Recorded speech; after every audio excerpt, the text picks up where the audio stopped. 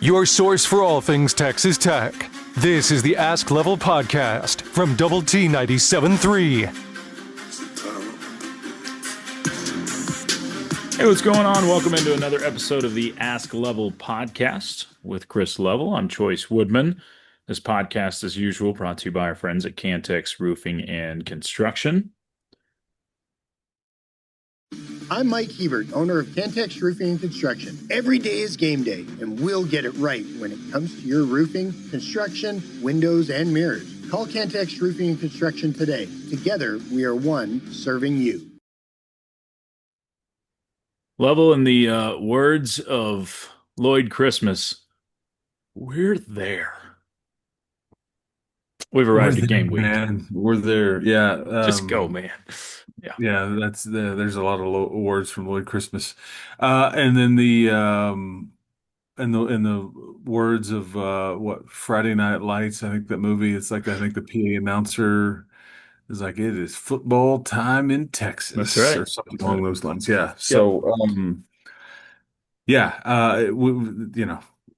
much anticipated. You got to crack the seal on this season, break the seal, crack it, whatever. Use your seal reference there. But yeah, and we've got a couple of games under our belt. We've already seen 3 Big 12 teams already play. The rest of the league, I think it's all 16 teams are playing this weekend. And I say weekend because that's going to stretch from Thursday to Monday. Sure. This is the one weekend that college football kind of gets to debut, and NFL is not a part of it just yet. And yeah, you've got several teams playing on Thursday night. I mean, and then a monster game for the Big 12 Conference on Friday night. Still haven't. It's still a new mindset for me to be like, okay, let's go Baylor. We really needed the Big 12 to put their best foot forward. I might find myself rooting for War Eagle. I don't know. I just, it's like, I get it. That these are the games that the league needs to win. You need them. Yeah. You really do. But gosh dang, in my heart of hearts, it's just difficult to sit there and root for those folks.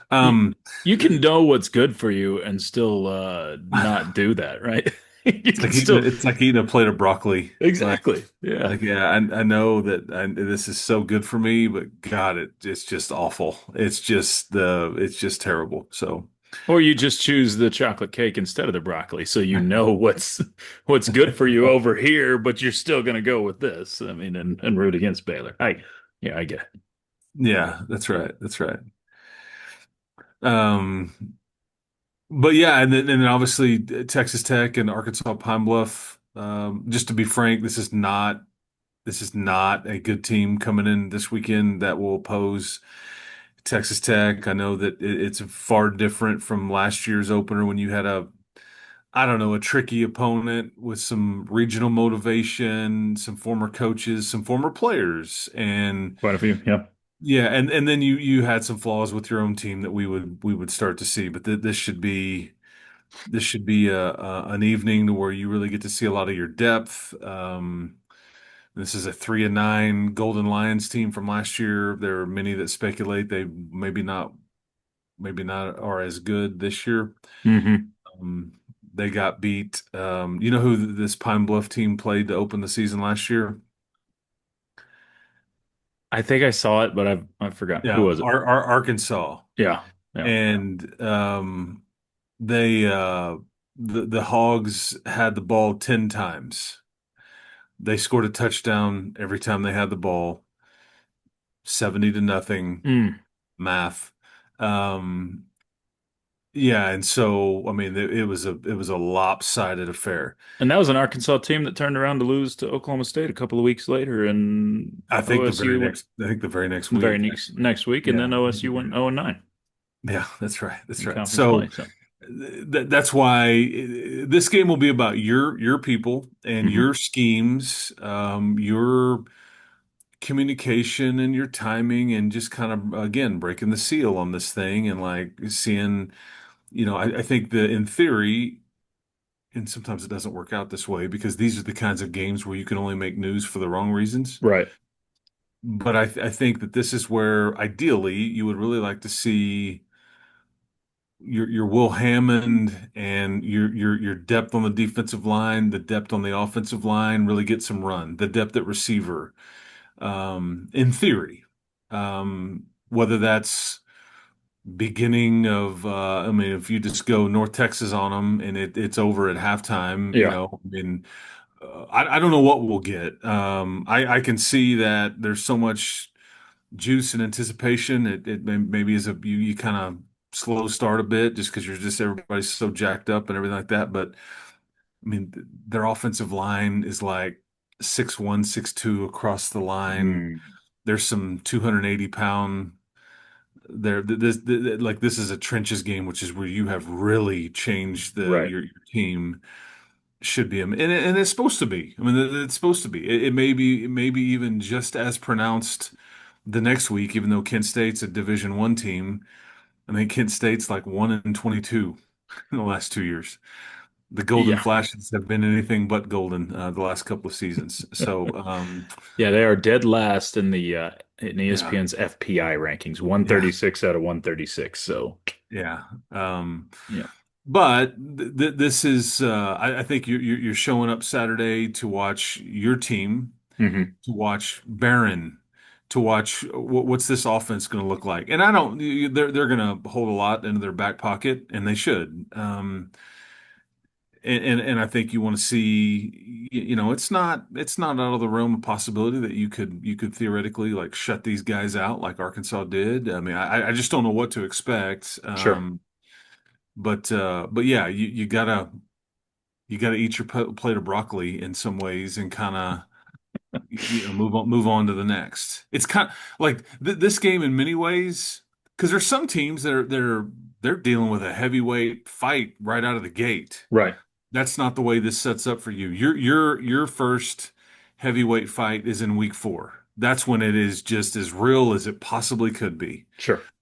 That is your trip to Ireland is in week 4. Like that game between Kansas State and Iowa State, which we can get into, but Hmm. you should be able to ramp up a bit and use this to your benefit. So, but I'm just trying to be upfront and honest here. I feel like that's what we try to do, and um, yeah. So away we go. Preview for Arkansas Pine-Bluff right out of the gate. And, Level, I think, Sorry, no, that's yeah, great. yeah. I mean, Okay. there wasn't a lot to get to there as you're talking about. This is about Texas Tech. We did get a question of kind of, you touched on it a little bit there. Do we see Holden Phillips in this game, or is there any chance that Pine Bluff scares us like we saw last year with ACU? That one is from Jason. No, it's never gonna. I mean, I think Will Hammond and Mitch Griffiths is as deep as you're gonna go this season when it comes to quarterback, Yeah, unless there's injury and Lloyd Jones is not even necessarily good to go in a game. But I mean, he could even play the 4, so that's yeah. But no, yeah, I get the.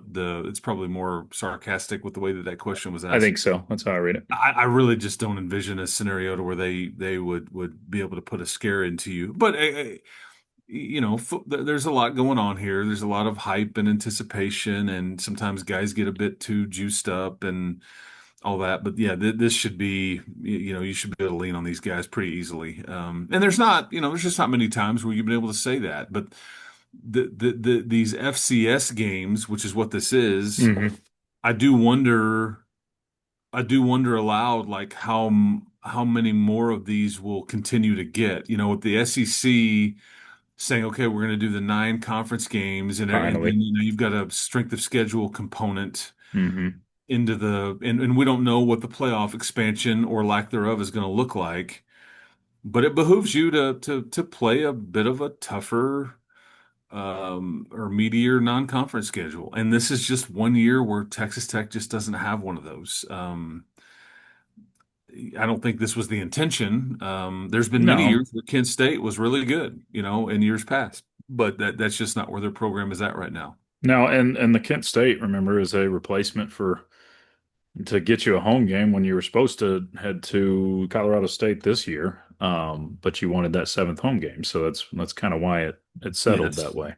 Because again, you've got bills to pay, and Yeah, you're wanting to pay the bill on the south end zone, and so yeah, that there was a conscious decision like we're going to do what it takes to give our fans more opportunities to see this program, and obviously there's a revenue component there too. So, but again, I'll be excited going to that stadium Saturday. We got a massive drone show that hopefully will keep folks in the stands for. It should those are it's one of the most I think they're way more impressive than a fireworks show. It's uh, just the technology it's and amazing. Yeah, it's fascinating to me.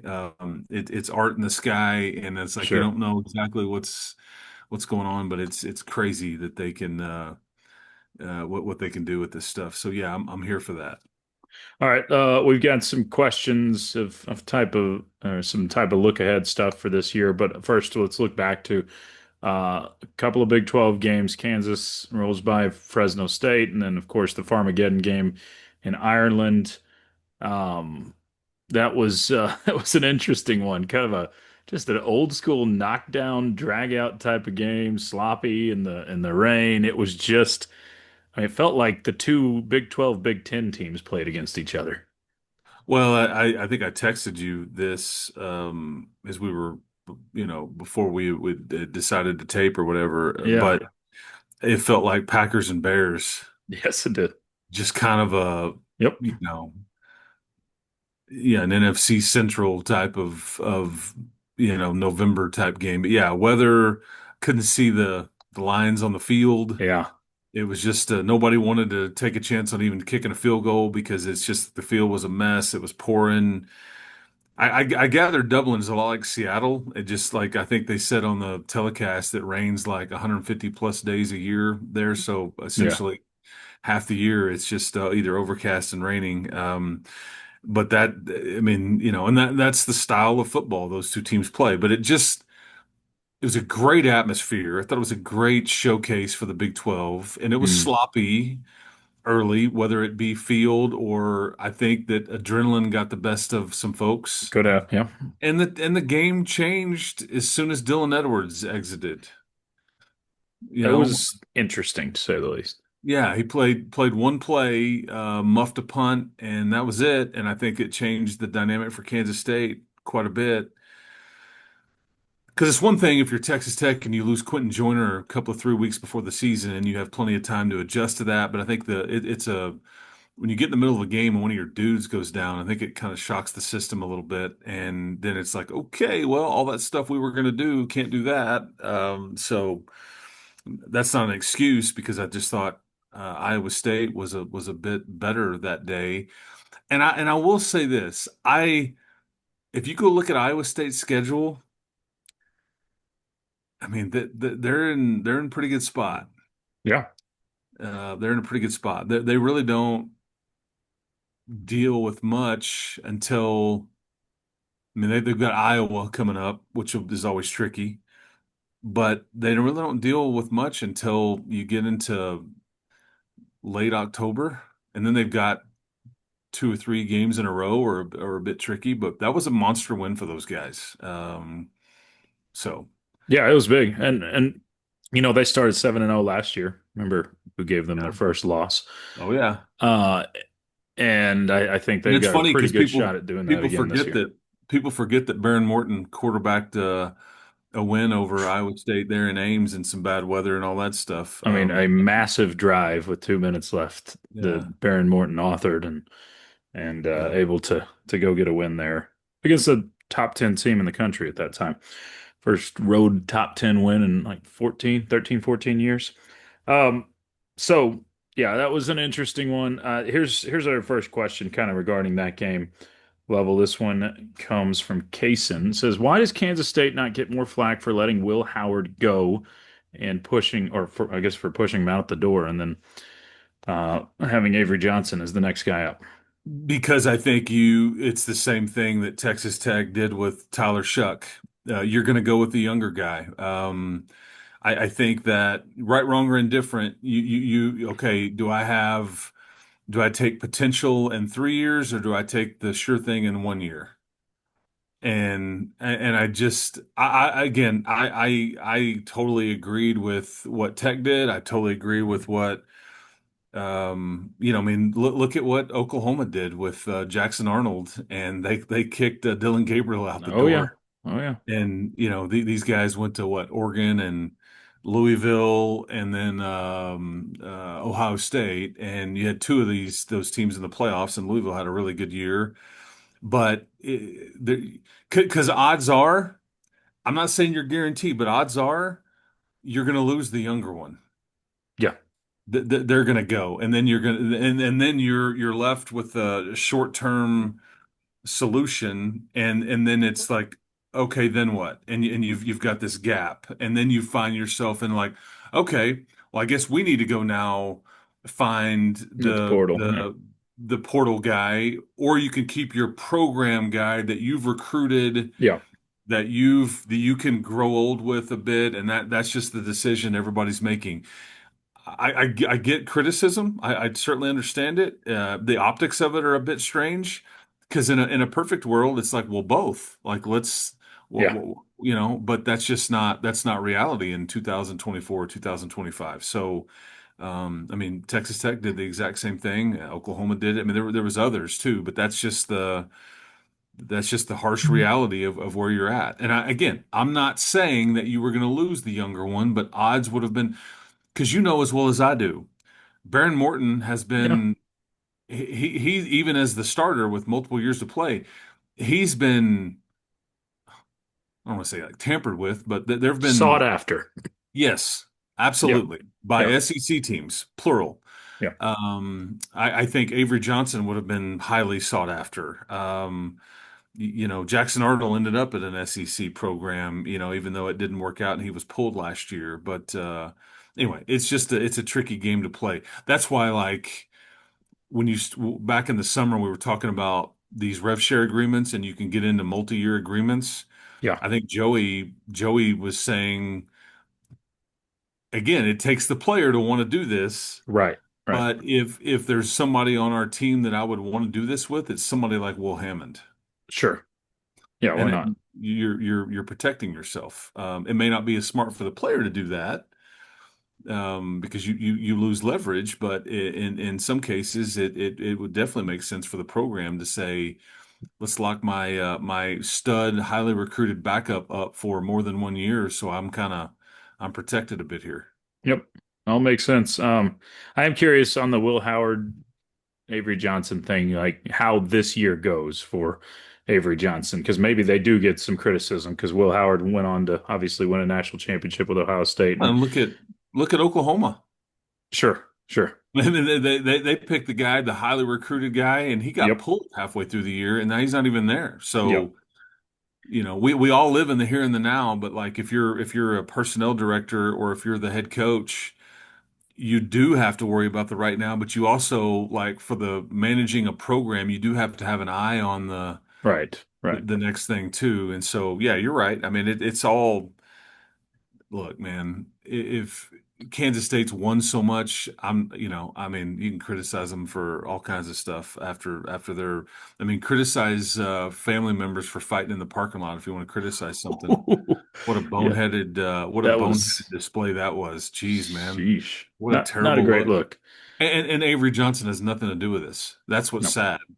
He's the one that gets brought into it, even though, and you know what? He played a pretty good game. He accounted for all three touchdowns.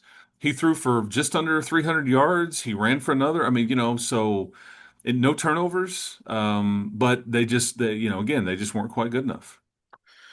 All right, now looking towards the season a little bit level as more broad questions for the season. Here is one from Matt. It says, which coordinator has the biggest challenge this year for Tech?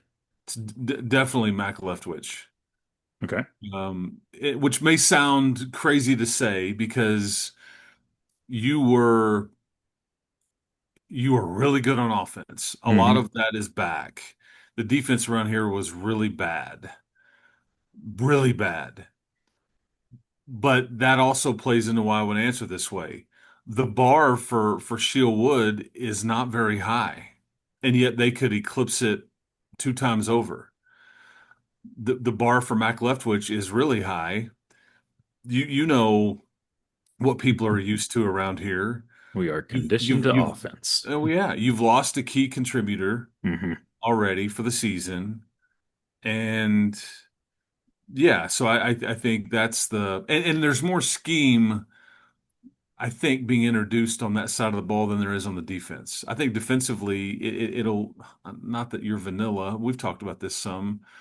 I just think he's got really good players, and you just say, "Hey, man, there's a lot more to it than that." Don't misunderstand what I'm saying, but Right. it is. They should be able to just turn a bunch of guys loose that can win one-on-one matchups, and I think you'll really like the results. And you've got the Big 12 Defensive Player of the Year, on the field, and Jacob Rodriguez. So And this, I mean, this kind of goes off of that as well. It says, Lover, are you more excited to see the new offense or the new defense on Saturday? the defense.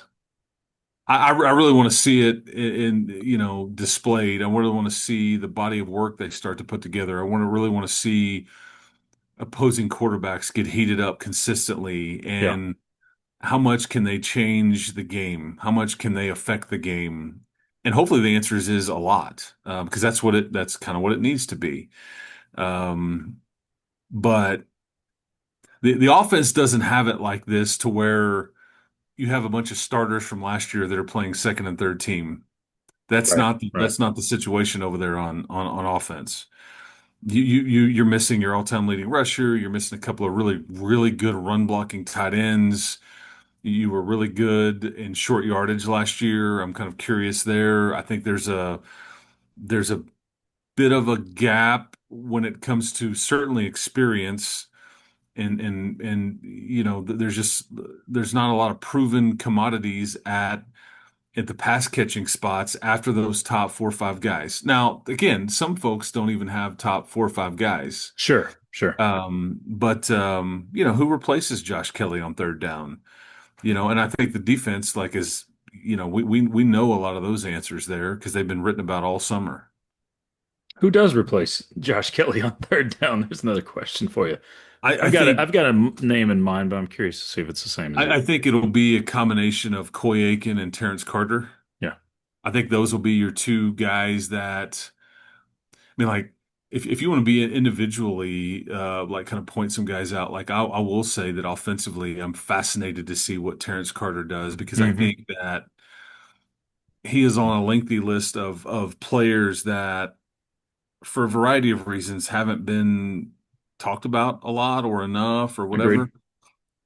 I mean, this was one of the top guys, especially at this position, and he's such a unique uh, size, skill set kind of guy, very outside the box type of tight end that, I mean, 6'2", 250, that can just fly, and very explosive, and all that. He's not gonna put his hand in the ground and maul people in the run game. He's gotten better at it, but I do think he can be a down the field weapon. But I also think he's got. I mean, this is a dude that, like, I think all those players would tell you, like, he won the dunk contest. He's kind of a freakish athlete. He's Sure. just, if he was 2 or 3 inches taller, he probably wouldn't have transferred to Tech, or maybe he would have entered the draft already. But the reality is that you get him because he is just 6'2", but he was extremely productive. So Coy Aiken would be my other answer there. It's one of those two guys or both. Yeah, makes sense. Sticking with pass catchers, this one comes from Allison. It says over under 336 yards for Micah Hudson this year. Receiving, Yeah. got a Micah Hudson question. I'm shocked. I think that was a number that I saw last year. I don't know if that was the true freshman number, like the true freshman tech record or what, but Yeah, I'm gonna 336. say I'm gonna say over. Okay. That may be a bit of a gamble there. But yeah, this offense is there's more explosiveness to it. There should be more bigger plays in it. Hmm. That's the whole goal. If there's not, that's a problem. Right. But yeah, I'll take the over there because I do think he is one of those, and he's emerged as one of those top backups. It's Sure. very Sure. much it's Reggie, it is Caleb, it is Coy, it is Carter, it is Miller, it is I think Roy Alexander, and then I think Micah Hudson's right there. But 336 that may be too many yards, but we'll be optimistic here and go with the over. Okay. I like the optimism level. Yeah. All right. Here is one. It says level. What does Texas Tech's record need to be to get a top eight seed in the college football playoff? So host or better, I guess is Probably 10-2 at worst, maybe 11-1. Well, technically it would be, excuse me, let me rephrase that. It would be 12-1 or 11-2 right. at worst. Yeah. I think if you're 10-3, I mean, and there's so much unknown there that we just don't know the Sure. dynamic. This is where your non-conference schedule won't have done you any favors. Mm, And I'll be honest with you, I don't care where they are seated. I mean, it would be unbelievably fun to have sure. a playoff game here. I mean, this city would melt.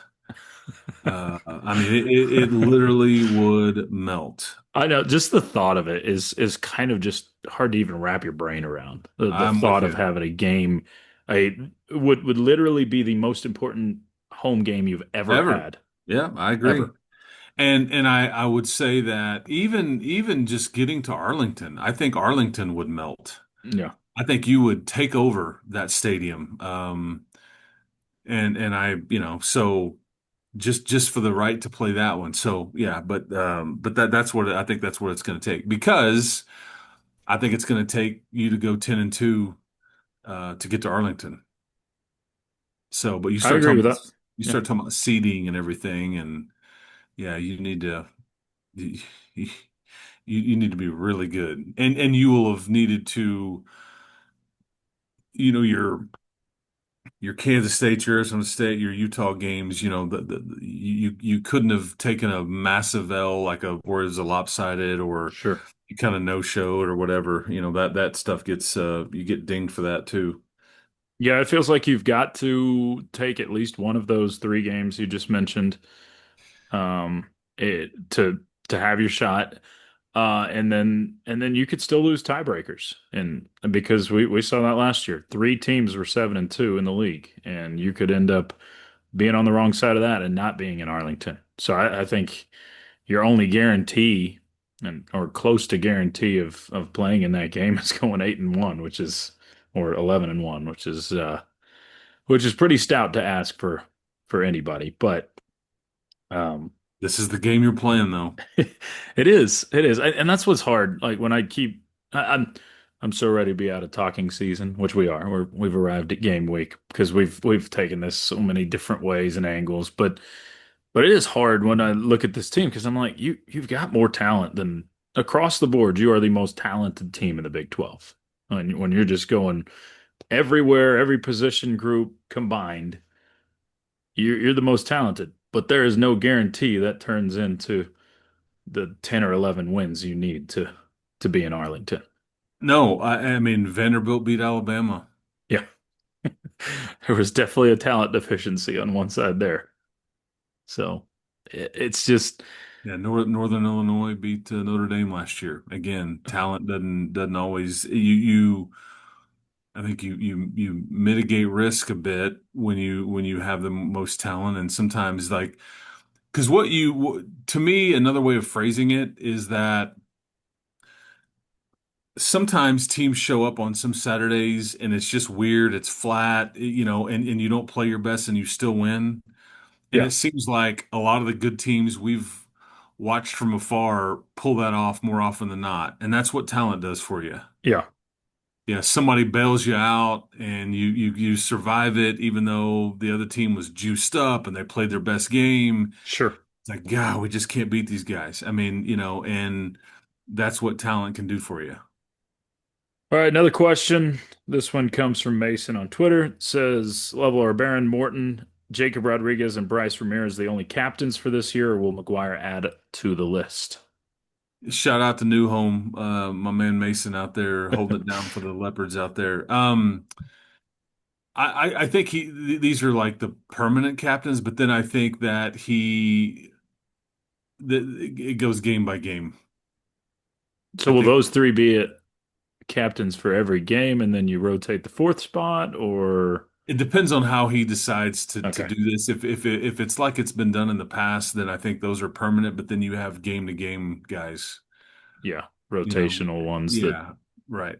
that go out at midfield before. Yeah, because it's always a different group that who's going to talk and who's who walks out there. I mean, yeah, that switches up a bit. Oh, I did miss one more question, and it kind of goes back to what we were talking about earlier. It says, Level, I've been burned so many times as a Texas Tech fan. Help me set my expectations for this season. Not really a question, but more of Yeah, a statement. yeah, and I get it. We've all been there. Do I believe? Do I not believe? I want to, guzzle the Kool-Aid by the gallon, only to spit it back up, and like this is disgusting. So the best way I can say this to you is this team is going to be really good, but are they going to be good enough? And you have to remember this stuff is hard. Hmm. You're not winning all these games. I would say that the margins are pretty thin here, and like a 9-3 season is not.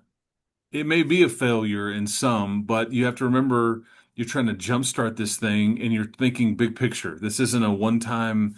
I mean, you were there at the luncheon last week when Sure. Cody Campbell was talking about it and how he's like, yeah, media have tried to goat me into these answers. Yeah. So there can be some drama created and all those things. And he's like, I'm looking at this. I think his answer was something along the lines of, we want to contend for championships every year because the more you contend, the more championships you win. You got to like be in that fight often. Sure. So just remember that this isn't like a one and done scenario. I don't know if you'll be able to have as much talent on any one team as you have this year, but will anybody else either? I mean, everybody's going to deal with the same problems and structure and all that kind of stuff going forward. But so I would say like try to have fun. It's easy to like just like throw your remote controller or like get so frustrated and like okay, and then you just try to. The lesson I learned from that '08 season was I don't give a damn how you win these games. I Right. don't care what the score is as long as you Exactly. don't apologize ever. Man, we got to play better. That wasn't really good. I mean, it's just they're hard to win. You keep stacking up as many as you can and see where it takes you. But I just like that year was like it was more of a beauty contest. We didn't pound these guys by enough, or I think we've got to graduate from that. At this point, it's about making it to Arlington by any means necessary, and there's no guarantees that you will. Just win, So baby. yeah, That's that's it. right. That's it. Yeah. So we'll see. It's the start of the season. We will be back next week talking about an actual football game. Hopefully one that Texas Tech rolls through, and we'll preview another one after that that Texas Tech should roll through, and then get some better competition a little bit better after that. But Level, looking forward to another season with you. Yeah, and absolutely. Yeah, and like Auburn, Baylor, Oh, there's some big Big 12 games coming North up. Carolina, TCU, Utah, UCLA. Yep. What else am I missing? Uh, There's not a ton, but there are some interesting ones Yeah, I that think over the next 2 weeks, really, you've got some big games in terms of perception for the conference. Georgia Tech, Colorado is another one. oh yeah, and that It's a was on Friday Thursday night. night. Okay, Nebraska, Nebraska, Cincinnati. Cincinnati is on the Yeah, Thursday. Yeah. yep. So I'm with there's you. there's some big if you want to just talk about overall perception of the league type of games, there's some big And ones this week. and I'm just going to say this. I don't like expect it. I just won't be shocked in any way. Both of those two Farmageddon teams are coming home after that long, weird trip that they just had, and they're Yep. playing Dakota schools. Yeah. Watch out. Just saying. Watch Just out. saying. Yeah. Yeah.